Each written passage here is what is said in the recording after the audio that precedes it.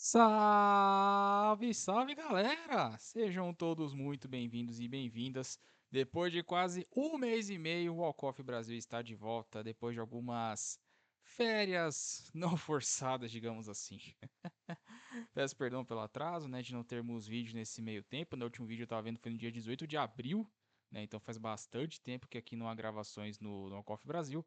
Mas hoje vamos falar de Stanley Cup, vamos essa semana teremos o primeiro jogo da Stanley Cup Finals na NHL, teremos NBA Finals, né, as finais da NBA que começam nessa próxima quinta-feira. Então vamos ter dois vídeos aqui nessa semana no canal. O primeiro falando a respeito da grande decisão da Stanley Cup, quem leva a final entre Florida Panthers e Edmonton Oilers. Sim, a reedição de 2024 vai decidir o título em 2025. Então, se você é novo aqui, não conhece o canal, eu sou Vitor Silva, prazer conhecer a você. Se você já é inscrito aqui no canal, seja muito bem-vindo. Se não, também é bem-vindo e faço o convite aqui. Inscreva-se no canal, dê um like, ative as notificações. Estamos na campanha hashtag rumo aos 70 inscritos e com o propósito e a mensagem de espalhar a mensagem dos esportes americanos pela internet em português brasileiro. Bom, playoffs da NHL, chegamos no suprassumo, né? Chegamos na grande decisão da Stanley Cup, que, como já foi dito aqui na intro, é a reedição da Stanley Cup de 2024. Florida Panthers contra o Edmonton Oilers.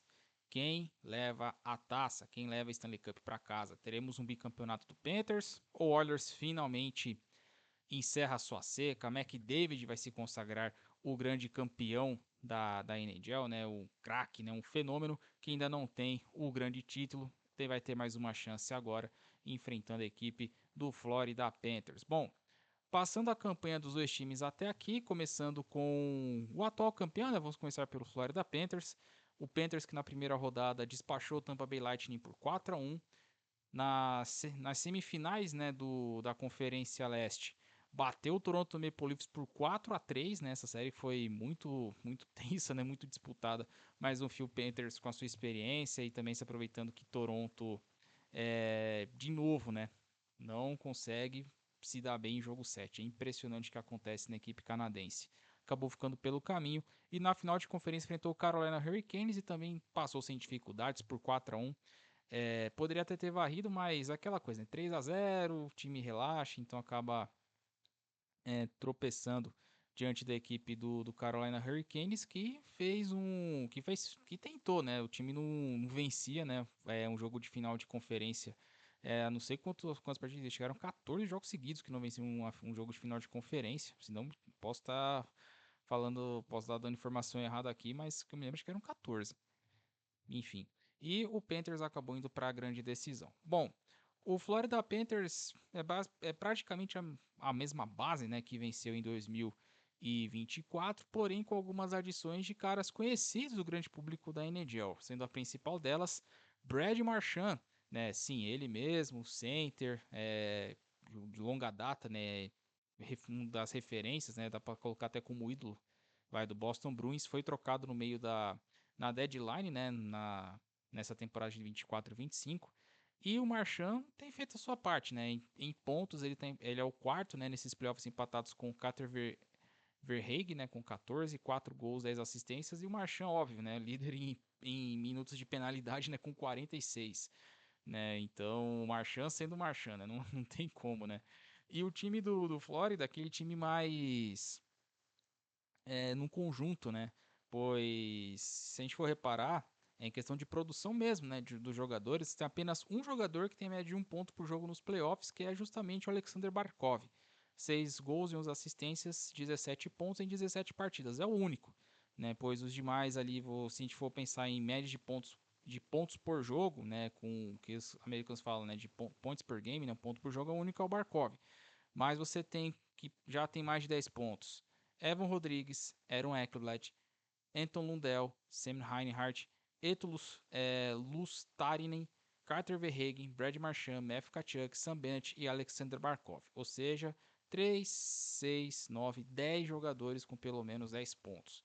Né? Então é uma equipe que aposta muito no seu coletivo. Tem o Barkov, a sua referência, tem o Bennett, que é o artilheiro desses playoffs, é, que mais marcou gols, né, pelo Panthers com 10.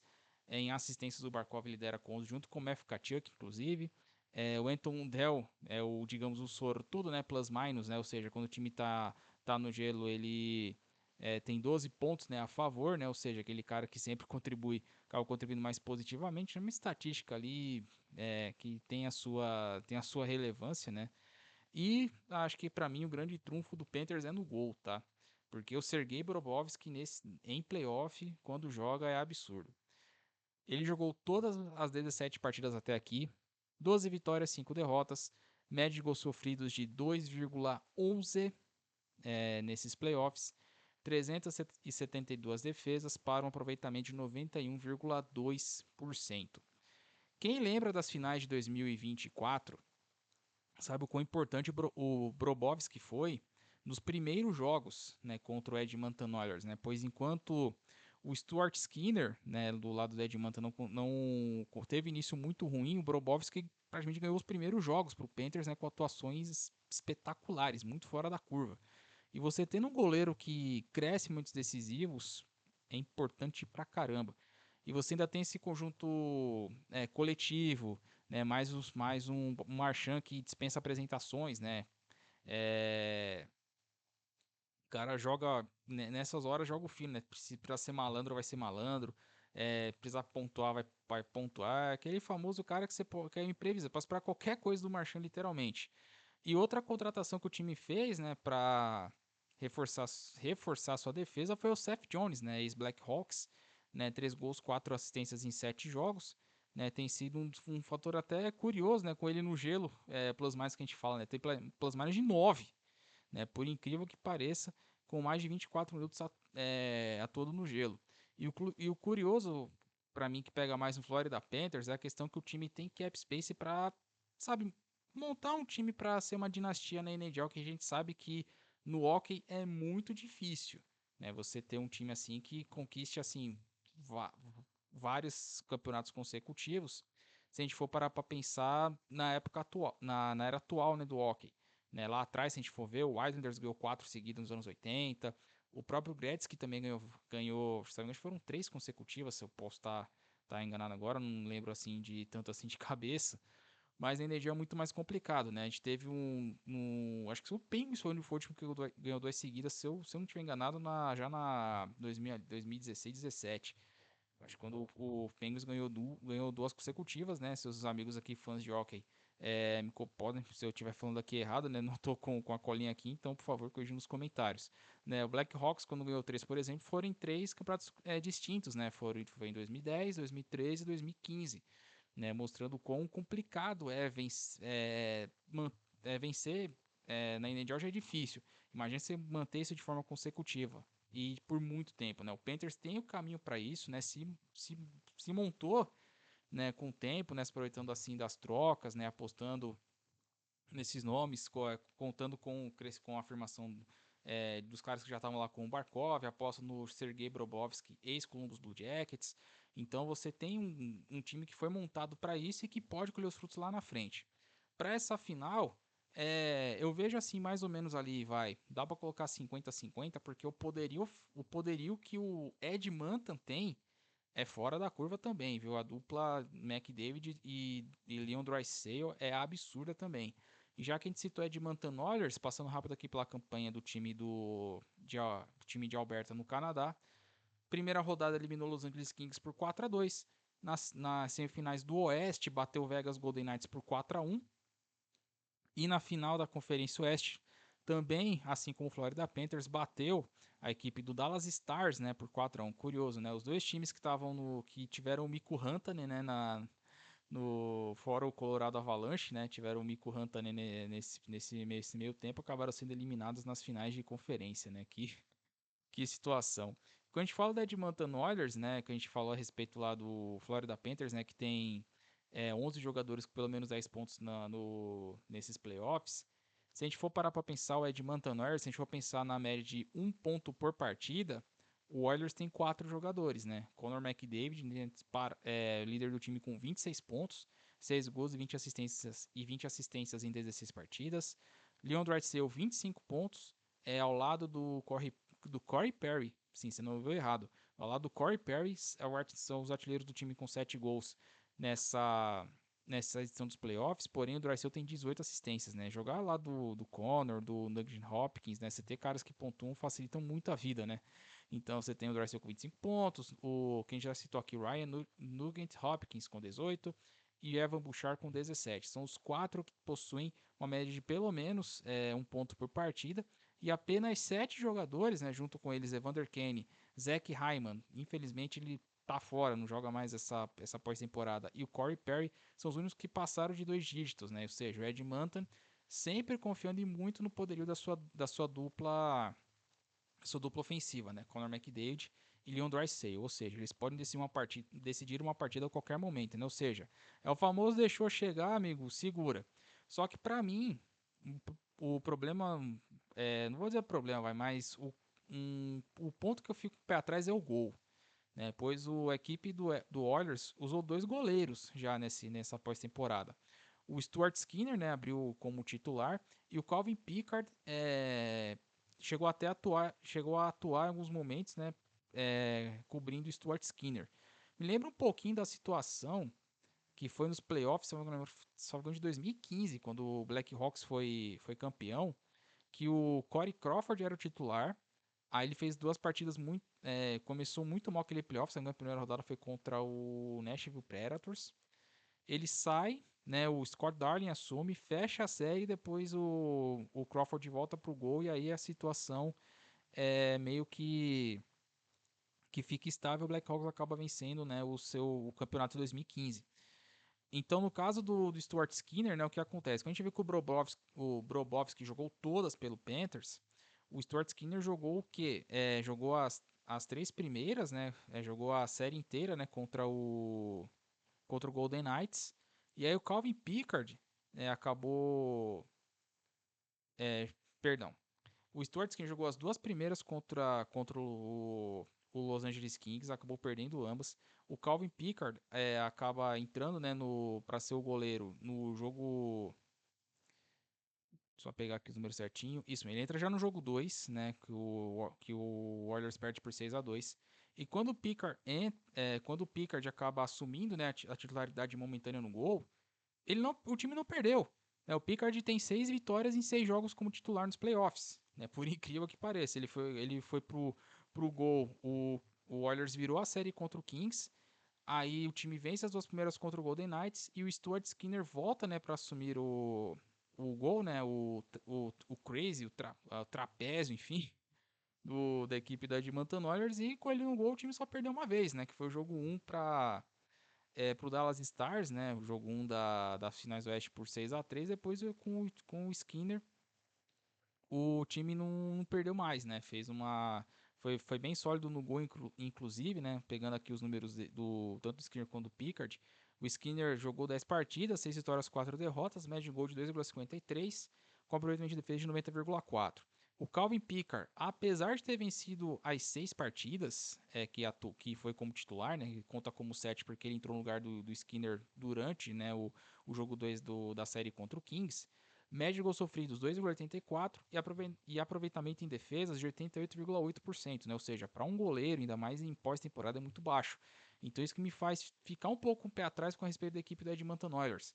Porque o gol é problema. Por mais que o McDavid e o Drysdale possam cobrir algumas lacunas, né? Tá certo que pegaram uma equipe do Dallas Stars que acabou que não engrenou nessa final do Oeste, né?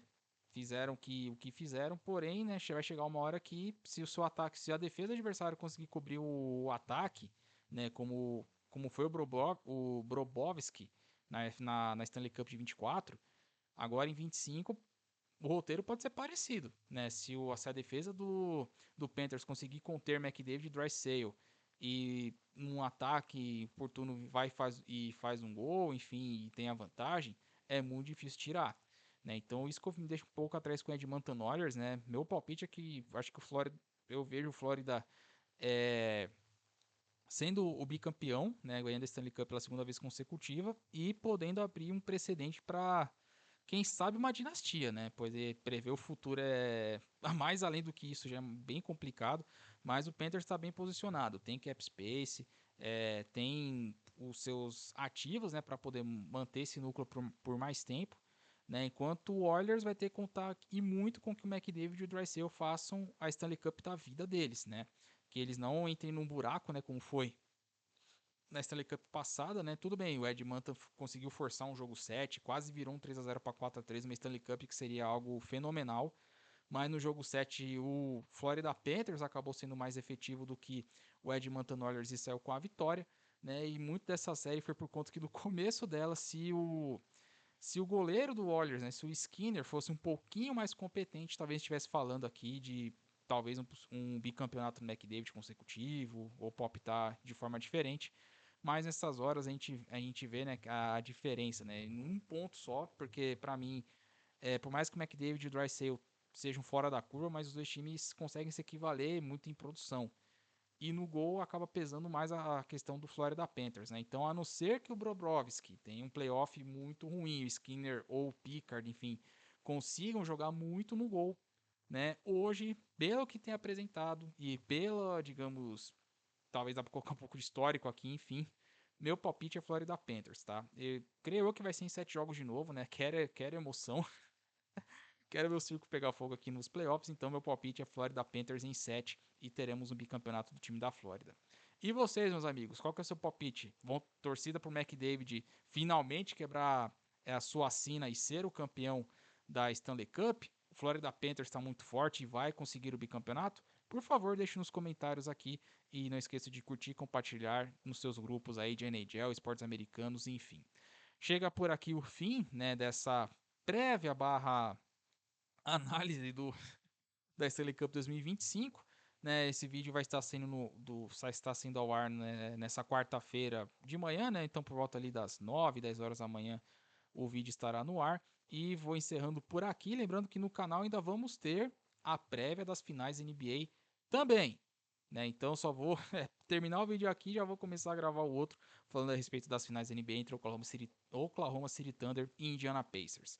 Então é isso, pessoal. Lembrando sempre que eu, né, para quem conhece aqui, faço parte do Dimensão MVP, né, comentando os jogos, né, da NBA, de NBA, NHL, NFL, lá no Dimensão MVP. Então vai estar aparecendo o link aqui no cardzinho onde está a logo de hockey aqui do Alcoff Brasil, né? Vão lá, se inscrevam. O canal atingiu os 500 inscritos, né? Teve essa marca histórica, então vão lá, curtam, compartilhem e ajudem também ainda mais a espalhar a mensagem dos esportes americanos pela internet. Então é isso, pessoal. Se cuidem, fiquem com Deus. E nos vemos em breve, já com o próximo vídeo das finais da NBA. Então, abraço a todos e até a próxima.